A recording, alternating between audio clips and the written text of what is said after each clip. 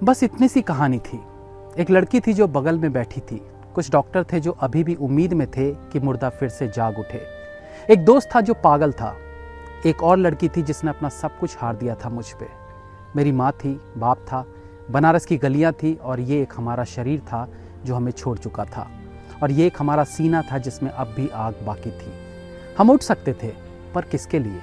हम चीख सकते थे, पर किसके लिए? मेरा प्यार, जोया, बनारस की गलियां, बिंदिया, मुरारी, सब मुझसे छूट रहे थे। मेरी सीने की आग या तो मुझे जिंदा कर सकती थी या मुझे मार सकती थी। पर सलाब उठे कौन? कौन फिर से मेहनत करे दिल लगाने को, दिल तोड़वाने को? अबे कोई तो आवाज़ दे के रोक लो। ये लड़की जो मुर्दा सी आंखें लिए बैठी है बगल में, आज भी हाँ बोल दे तो महादेव की कसम वापस आ जाए। पर नहीं, अब साला मूड नहीं है। आंखें मूंद लेने में सुख है, सो जाने में ही भलाई है। पर उठेंगे किसी रोज उसी गंगा किनारे डमरू बजाने को, उन्हीं गलियों में दौड़ जाने को, किसी जोया के इश्क में फिर से पड़ जाने को। ये था one of the best climax of Bollywood movies. Hospital के बेड में मरा हुआ कुंदन ये सब कुछ सोच रहा था, लेकिन फिर 12 साल बाद अचानक से कुंदन उस बेड से उठ जाता है और फिल्म की एक हैप्पी एंडिंग हो जाती है। जी हाँ, यही हुआ इस फिल्म के री रिलीज पर। दरअसल रांझना के प्रोड्यूसर्स ने इस फिल्म को री रिलीज किया है, जिसके क्लाइमैक्स में आपको ये दर्दनाक एंडिंग नहीं बल्कि एक हैप्पी एंडिंग देखने को मिलेगी, जहां कुंदन बेड से उठ खड़ा होता है। लेकिन ये सब हुआ कैसे? इसके पीछे है एआई के जरिए प्रोड्यूसर्स ने कुंदन को जीवित कर दिया और फिल्म की माँ बहन कर दी। लेकिन चिंताजनक बात यह नहीं है कि क्लाइमेक्स खराब हुआ है, बल्कि चिंता की बात है क्रिएटिविटी में एआई की दखल अंदाजी और आगे फिल्मों का भविष्य क्या होगा। अब तो एक फुल फ्लैश एआई मूवी भी आ रही है, बट चलो वो एक अलग मुद्दा है कि पूरी फिल्म ही एआई के जरिए बन रही है। लेकिन अगर कल्ट फिल्मों में एआई के द्वारा कहानी ही बदल देंगे तो ये चिंता का विषय है। प्रोड्यूसर्स को न डायरेक्टर्स की जरूरत है न एक्टर्स की, बस एआई से वो शोले में अमिताभ बच्चन को बसंती पर डोरे डालते दिखा सकते हैं।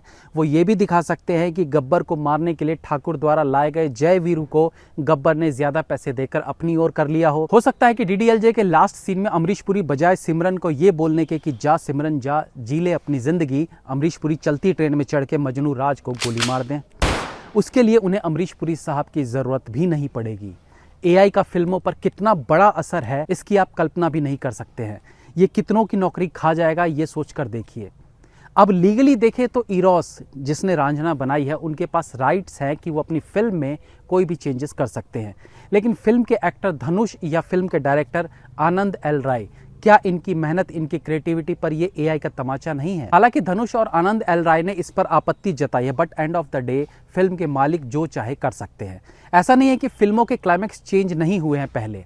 इवन शोले फिल्म का क्लाइमेक्स चेंज किया गया था। फिल्म में दिखाया गया है कि आखिर में गब्बर को पुलिस पकड़ के ले जाती है, बट शूट हुआ था कि ठाकुर गब्बर को जूतों से मसल कर मार देता है। तो ये तो समझ आता है कि किन्हीं कारणों से फिल्म का क्लाइमेक्स पूरी तरह से ही चेंज कर दिया। चलो वो ठीक है। लेकिन अब अगर फिल्म आनंद के क्लाइमेक्स में मरे हुए आनंद के सीने पे चढ़ के अमिताभ बच्चन जो बोल रहे होते हैं कि मैं तुम्हें इस तरह से खामोश नहीं होने दूंगा, 6 महीने से तुम्हारी बकबक सुन रहा हूं, बोल बोल के मेरा सर खा गए हो तुम, बोलते क्यों नहीं, बोलो मुझसे, बातें करो मुझसे। और इसके बाद आनंद का जो डायलॉग हमें टेप रिकॉर्डर पर सुनाई देता है वो टेप पे ना बज के राजेश खन्ना खुद बोल रहे होते, वो बेड से उठ के बैठ जाते और अमिताभ से बोलते हाँ बोलो क्या कह रहे थे।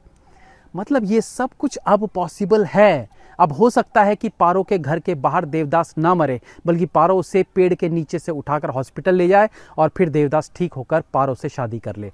हो सकता है कि बाजीगर के लास्ट सीन में राखी जब अपनी गोद में मर चुके बेटे को कहती है कि मेरा बेटा थक गया है, वो सो रहा है, तो हो सकता है कि वो वाकई में सो रहा हो। अगले सीन में उसे जगते हुए दिखा दिया जाता। और ये भी पॉसिबल है कि कटप्पा शिवगामिनी के आदेश का पालन करने से इनकार कर दे और वो बाहुबली को मारने की बजाय उसके साथ मिलकर दोनों माँ बेटों की ऐसी तैसी कर दे। आई एम नॉट श्योर कि एआई की कितनी दखलंदाजी फिल्मों में जायज़ है। एआई इस क्रिएटिव वर्क को और बेहतर बनाएगी या क्रिएटिव लोगों को सड़क पे ला देगी, अभी कुछ नहीं कहा जा सकता।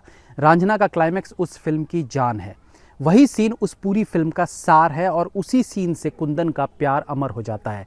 इसलिए आई फील कि ओरिजिनल क्लाइमेक्स ही बेस्ट है, उसके साथ छेड़छाड़ नहीं होनी चाहिए। आप इस पर क्या सोचते हैं हमें कमेंट सेक्शन में ज़रूर बताइएगा। That's all for today friends, be safe, have fun. मिलते हैं अगली बार फिर किसी नए एपिसोड के साथ, तब तक के लिए